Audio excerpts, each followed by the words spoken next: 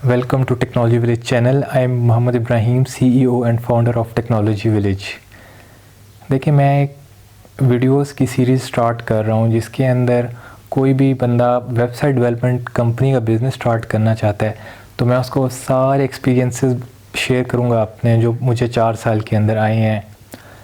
देखिए, अगर कोई भी अपना बिज़नेस सेटअप करना चाहता है, इंटरनेट बिज़नेस हो या वेबसाइट डेवलपमेंट कंपनी का बिज़नेस हो, तो ये 7 पॉइंट्स उसको अपने माइंड में रखने चाहिए। पहला पॉइंट ये है कि प्लान योर बिज़नेस। प्लानिंग के अंदर अगेन 4 पॉइंट्स आते हैं।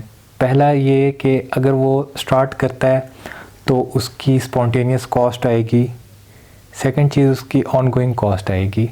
स्टार्टअप कॉस्ट के अंदर इतनी ज़्यादा नहीं होती वेब डेवलपमेंट के अंदर, क्योंकि जस्ट उसको कंप्यूटर्स चाहिए और लैपटॉप्स चाहिए और इंटरनेट कनेक्शन चाहिए। ऑनगोइंग के अंदर उसकी बिल्स आ जाएंगे एयरटेल का और इलेक्ट्रिसिटी का। 15,000 से 20,000 से भी वो स्टार्ट कर सकता है और 1 लाख 1.5 लाख तक भी वो स्टार्ट कर सकता है कि अगर वो स्टार्टिंग में ही एम्प्लॉयज़ रख ले। मैं ये रिकमेंड करूँगा कि स्टार्ट में वो ख़ुद काम करे या एक एम्प्लॉय और रख ले, ग्राफिक डिज़ाइनर। बाद में जैसे जैसे कंपनी एक्सपेंड होती जाए तो फिर वो अपने एक्सपेंस भी बढ़ाता जाए। फिर आ जाता है कि आपकी टारगेट मार्केट क्या है। नॉर्मली जो कंपनीज़ होती हैं वेब डेवलपमेंट की, वो छोटा क्लाइंट्स को डील नहीं करती, वो लोग बड़े बड़े प्रोजेक्ट्स को डील करते हैं। फिर आ जाता है कि वेब डेवलपमेंट कंपनीज़ अर्न कहाँ से करती हैं और कितना करती हैं।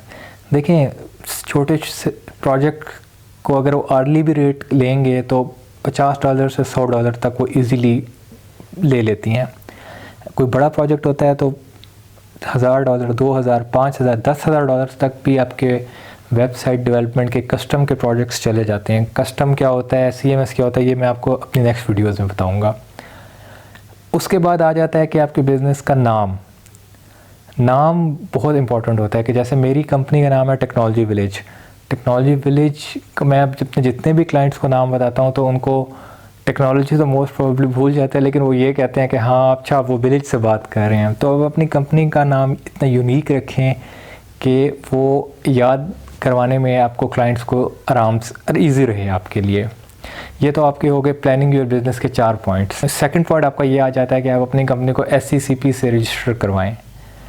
Security and exchange commission of Pakistan से रजिस्ट्रेशन का ये फ़ायदा है कि अगर आपको कोई भी लिटिगेशन का इशू आता है या कोई प्रॉब्लम आता है तो आपको पर्सनली नहीं आता, कंपनी उस चीज़ को ऑन करती है।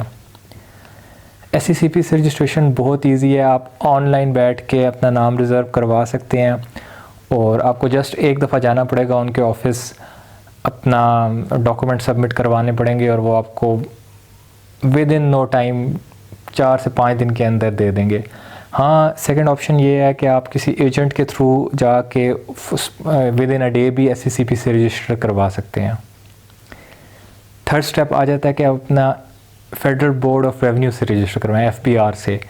FBR से रजिस्ट्रेशन का ये फ़ायदा है कि जब आपके प्रोजेक्ट्स बड़े होते हैं कंपनीज़ के साथ तो वो लोग देखते हैं कि क्या ये कंपनी FBR से टैक्स पेयर है, पिछले 1 साल का रिकॉर्ड आपका देखते हैं, वरना वो आपको प्रोजेक्ट ही नहीं देते अगर आपकी कंपनी FBR से रजिस्टर्ड ना हो। चौथा पॉइंट ये आ जाता है कि आप अपनी कंपनी का बैंक अकाउंट ओपन करवाएं।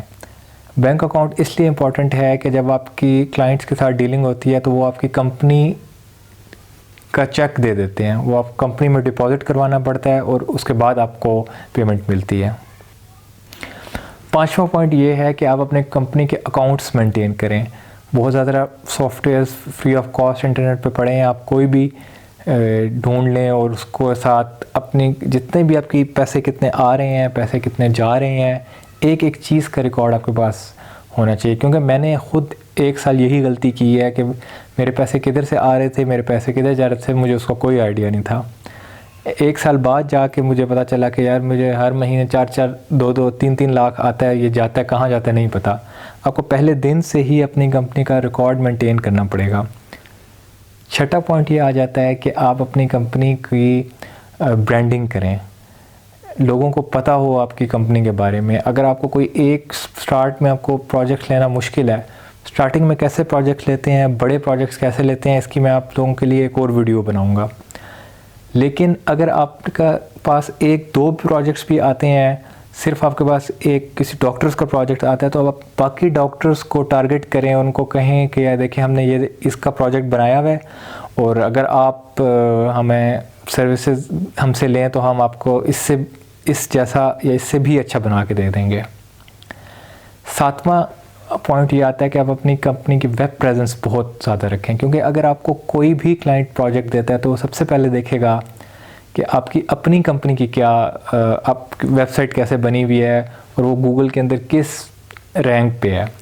अब जैसे कोई भी सर्च करता है वेबसाइट डेवलपमेंट कंपनी इन इस्लामाबाद, तो टेक्नोलॉजी विलेज टॉप पे आ जाती है, तो क्लाइंट को ऑटोमेटिकली ट्रस्ट बढ़ जाता है कि आप ये अगर अपना काम कर सकते हैं तो ये हमारा काम भी कर सकते हैं। Thank you so much for watching.